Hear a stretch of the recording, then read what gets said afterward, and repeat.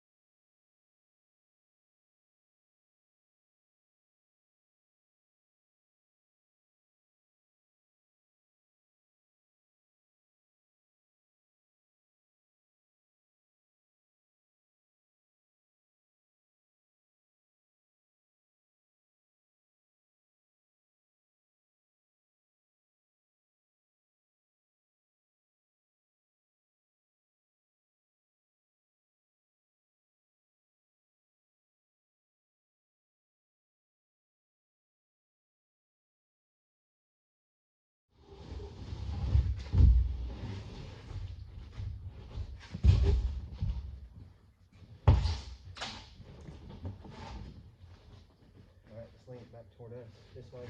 Awesome.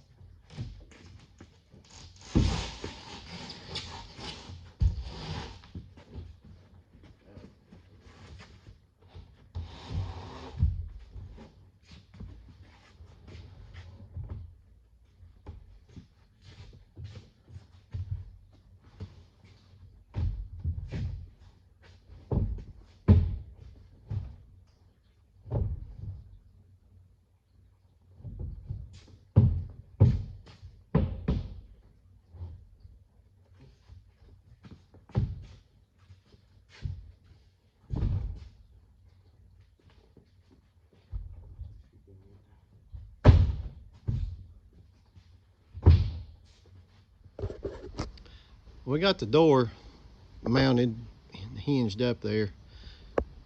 It ended up being a little bit tighter fit than I was aiming for, but it's actually pretty much perfect.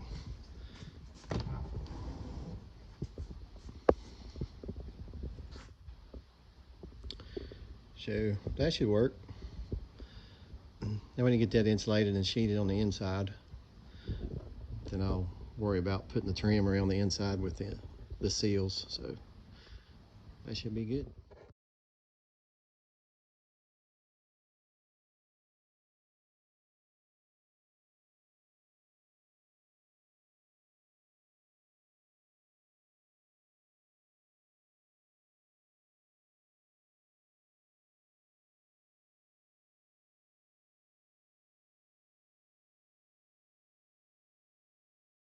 Well, the door's on, and it's supported by hinges and everything.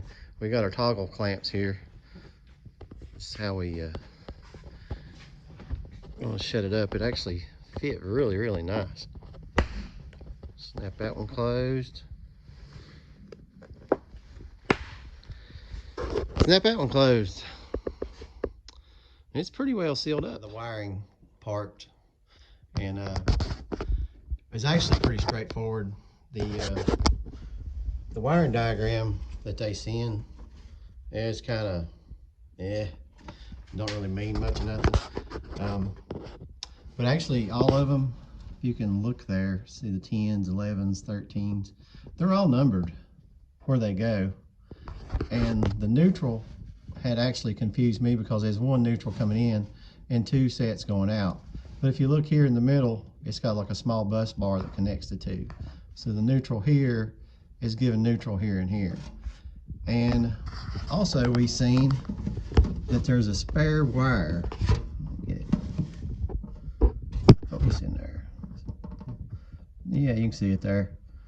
It was clipped off. Scott noticed it, and I'm assuming that it's not even hooked up on the inside of the unit on the outside. We will check that before we throw any fire at this thing, but we'll probably put some tape on that anyways. But if it's unhooked at the other end, then we're not going to worry about it, because that's probably just for an accessory for like the larger, the kd150 or the Nile L200, you know, basically the same unit.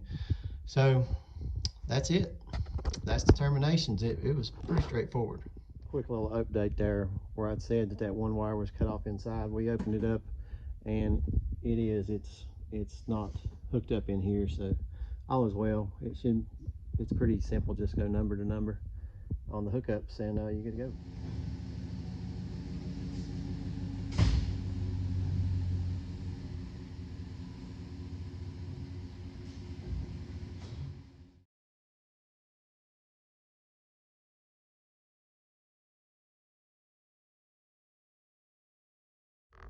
The wiring's done.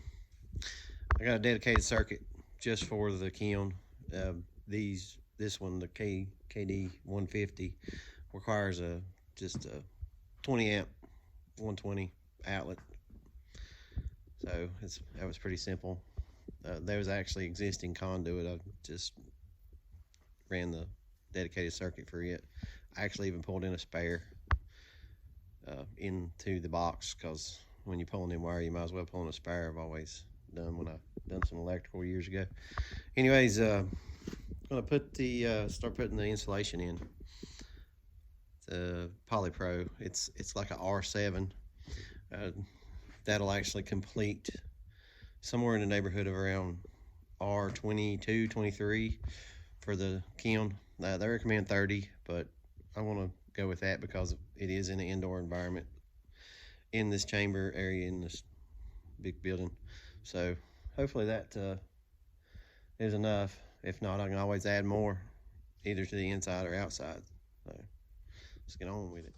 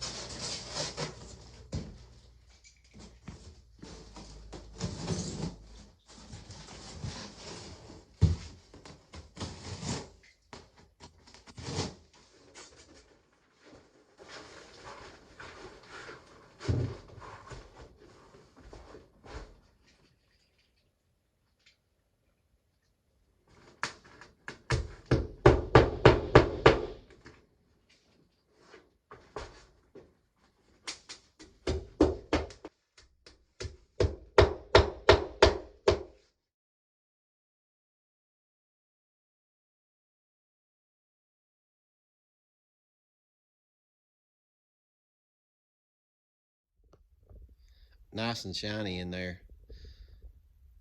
All the walls are done in the ceiling as well. All I gotta do is do that fancy foil tape on all the seams.